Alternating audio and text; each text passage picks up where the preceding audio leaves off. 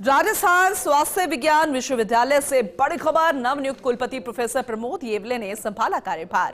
कार्यवाहक VC doctor Dhananjay Agarwal ने सौंपा प्रोफेसर येवले को कार्यभार। इस दौरान registrar Harphool Pankaj, professor VC doctor Sudhanshu Kakkar और इस दौरान एसोसिएट एडिटर विकास शर्मा खास बातचीत उनसे करे। सीधा रुख हमारे साथ मौजूद है डॉक्टर प्रमोद येवले जी, उनसे बात करते हैं। सर, एक बहुत महत्वपूर्ण जिम्मेदारी मिली है आपको, किस तरह देखते हैं जिम्मेदारी को और पूर्व के अनुभव को देखते हुए इस जिम्मेदारी को कितना निर्वाह कर पाएंगे? सर, ये मेरे लिए एक सौभाग्य की बात है कि Rajasthan university of health sciences का एक कुलपति पद वाइस चांसलरशिप मुझे माननीय राज्यपाल महोदय ने मनोनीत किया है और उसका आज ही जस्ट आधे एक घंटे पहले मैंने कार्यभार संभाला।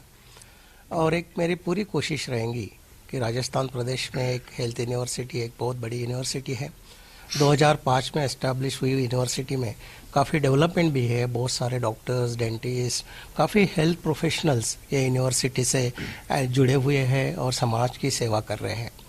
इसके पहले मैं महाराष्ट्र में नियर अबाउट 44 ईयर्स से हायर एजुकेशन से जुड़ा हुआ था और एक यूनिवर्सिटी एडमिनिस्ट्रेशन में जो एक स्टैट्यूटरी पोस्ट रहती है, board of study chairman, faculty of dean, pro vice chancellor, 5 university के वाइस चांसलरशिप का मुझे एक्सपीरियंस है और मुझे एक कॉन्फिडेंस है कि सभी लोगों के सहयोग से यहाँ पे काफ़ी एक्सपीरियंस फैकल्टी है, मेडिकल प्रोफेशनल्स है, डेंटिस्ट्री है, पैरामेडिकल है, इन सभी के सहयोग से और बहुत सारे स्टैट्यूटरी ऑफिसर्स है, क्योंकि यूनिवर्सिटी एक संस्था है, वो कोई अकेले से नहीं चलती है। सबका सहयोग और सहकार्य और सभी को मिला के एक यूनिवर्सिटी की ऊंचाई पे अपने को लेके जाना है, क्योंकि अपनी कंपटीशन जो है वो ग्लोबल लेवल पे है और हमारा जो स्टूडेंट है वो किसी भी मामले में वो क्वालिफिकेशन है या फिर उसका एक्सपीरियंस है, उसकी एक समाज में आइडेंटिटी है, वो कम नहीं होना चाहिए।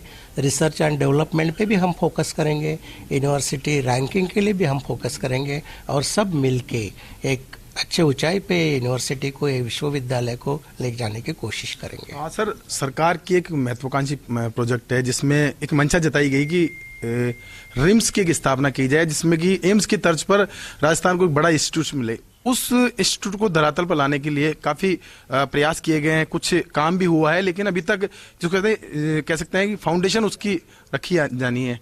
कैसे उसकी फाउंडेशन रख पाएंगे आप लोग और उसको जिस तरह की मंशा है सरकार की, उस मंशा के अनुरूप उसको खड़ा कर पाए, इसके लिए क्या प्रयास होंगे?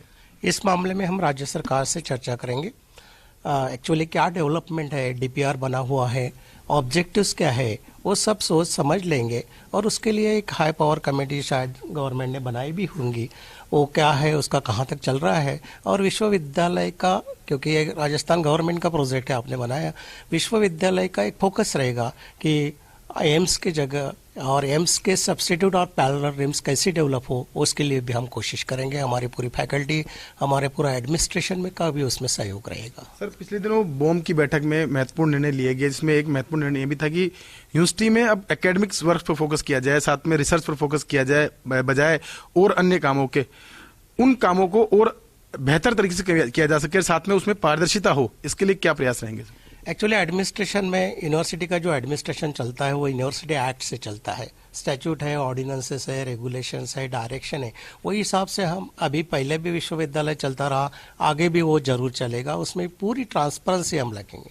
आपने जो बोला है कि विश्वविद्यालय का काम एडमिनिस्ट्रेशन रहता है, एकेडमिक रहता है और रिसर्च रहता है, लेकिन एक ये विश्वविद्यालय के जो ऑब्जेक्टिव्स एक्ट में दिए हुए गए उसमें मेडिकल हेल्थ केयर भी फोकस किया है, उस पर भी ध्यान देना जरूरी है। उसमें सर, 20 साल पहले यूनिवर्सिटी का स्थापित की गई थी, लेकिन आज भी यूनिवर्सिटी खुद की आइडेंटिटी इसको बोलते हैं वो स्थापित नहीं कर पाई है, चाहे वो यहाँ के स्टाफ की कमी की वजह से हो, चाहे वो और अन्य कामों की वजह से। तो उस चीज में कितना प्रयास कर पाएंगे? सबसे महत्वपूर्ण बात की पिछले 10 से 12 साल में यहाँ पर कोई भर्तियां नहीं हुई है, उसको लेकर के देखिए, ये सिर्फ इस यूनिवर्सिटी का प्रॉब्लम नहीं है या इस राज्य का प्रॉब्लम नहीं है। पूरे हिंदुस्तान में पब्लिक यूनिवर्सिटी के कुछ क्राइसिस चल रहे हैं। जैसे भी अभी हमने मीटिंग में बताया गया है, फंड प्रॉब्लम है, फैकल्टी शॉर्टेज है, जैसे राज्य सरकार भी प्रयास कर रही है, अग्रवाल साहब ने मुझे बताया है, लेकिन कभी कुछ कोर्ट केस होती है, कुछ होता है और राज्य सरकार जो हिसाब से हमने परमिशन करते हैं। लेकिन हमारा एक फोकस रहेगा, हम मिलेंगे, आज राज्यपाल महोदय से मिल रहे हैं, माननीय मुख्यमंत्री जी से या हेल्थ मिनिस्टर जी से भी हम मिलेंगे और रिक्वेस्ट करेंगे वो क्या क्या हर्डल्स है उसमें वो जानने की कोशिश करके जितने जल्दी रिक्रूटमेंट हुए, क्योंकि विदाउट फैकल्टी एकेडमिक एक्सलेंस लाना इट्स हाईली डिफिकल्ट। तो जो हर्डल्स है वो कोशिश करेंगे। नहीं होता है कि जो अवेलेबल रिसोर्सेस है उसमें से सबसे अच्छा और ज़्यादा से ज़्यादा समाज को, विद्यार्थियों को क्या दे सकते हैं, उसका भी हमारा प्रयास रहेगा। सर, पूर्व में आपके पास अनुभव रहा है कुलपति रहने का भी, कितना फायदा उसका मिल पाएगा इस इंस्टीट्यूशन को? और दूसरी बात यह कि यहाँ का प्रशासनिक ढर्रा जो है उसको और बेहतर बनाने के लिए और क्या कर पाएंगे सर? एक्चुअली मैं आपको बताया हूँ कि मेरी पूरा टोटल जो टेन्योर रहा है 1982 से 2023, नियर अबाउट 42 ईयर्स में इसमें एकेडमिक्स था, उसमें से मेरे 38 ईयर्स एडमिनिस्ट्रेशन में गए हैं। और जहाँ जहाँ भी गया हूँ, मैं नागपुर विश्वविद्यालय में बहुत सा अच्छी एग्जामिनेशन सिस्टम मैंने वहाँ डेवलप की है, वहाँ पे संभाजी नगर औरंगाबाद का भी टेन्योर अच्छा रहा है। मेरा एक पूरा कॉन्फिडेंस है, क्योंकि एक टीम है हमारे जो सहकारी रहे उस पर पूरा ट्रस्ट रख के, उनको कॉन्फिडेंस में लेके university, in the interest of university and in the interest of students ही हम जो भी डिसीजन लेंगे उनके फेवर में लेंगे। और मेरे को विश्वास है कि मेरा जो पूर्वानुभव है और यहाँ का जो कल्चर देख चुका हूँ, मैं जो पढ़ा हूँ, जब से इंटरव्यू हुआ है 1 महीने से मैं पढ़ता हूँ यहाँ से क्या चल रहा है क्या नहीं, पूरी जानकारी मुझे हुई है। और हम टोटली प्रयास करेंगे और मुझे कॉन्फिडेंस है कि ये भी इंस्टीट्यूट, जैसे कुछ कुछ ग्रेज एरियाज है हमारे रैंकिंग में, हम पीछे थोड़ा इंटरनेशनल कोलैबोरेशन में है, हमको थोड़ा सा रिसर्च बढ़ाना पड़ेगा, पेटेंट्स है पब्लिकेशन में, उसका हम एक मोडालिटी, एक एक्शन प्लान ही हम बनाने जा रहे हैं। सर, आपकी नियुक्ति के बाद में कुछ चिकित्सक संगठन है जिन्होंने विरोध भी जताया इस बात को लेकर के, क्या मानते हैं आपके अधीन भी काफी चिकित्सक यहाँ रहेंगे, एक टीम वर्क के रूप में कैसे उसको डेवलप कर पाएंगे, टीम इसको कहते हैं भावना, वो कैसे विकसित कर पाएंगे डॉक्टर्स में? और समझो, कोई किसके अधीन नहीं रहता है, कोई किसका सबऑर्डिनेट नहीं रहता है, हम सब साथ में हैं। यूनिवर्सिटी का जो यहाँ पे सेवक है, वहाँ से लेके कुलगुरु तक, हर एक का कंट्रीब्यूशन यूनिवर्सिटी डेवलपमेंट में रहता है। ये टीम वर्क है। इसमें वो नियुक्ति के बारे में मैं कमेंट करना ठीक नहीं है, क्योंकि मेरी खुद की नियुक्ति है।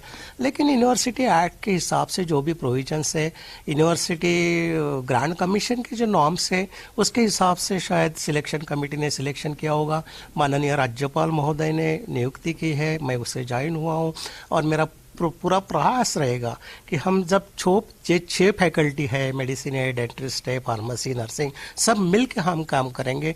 और दूसरा तो ऐसा है कि यूनिवर्सिटी का administration is a committee based.